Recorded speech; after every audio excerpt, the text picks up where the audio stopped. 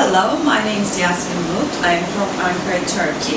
I want to work as shop and port presenter in cruise ships. The reasons why I considered for that job. First, if I do that job, I will show my sympathy and humor and feel myself free and happy.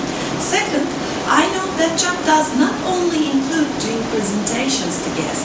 Before presentations, I have to prepare written text and do research, and I am very good at these things. Third, that job requires a person who is self-confident, motivated, also intellectual.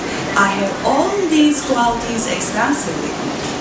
Fourth, I like working with foreign people, find them reliable, sensitive, and humorous. Fifth, tell to people to buy is the most important thing in that job, and I can do that. And lastly, I know that that job will be my most loved job in my life.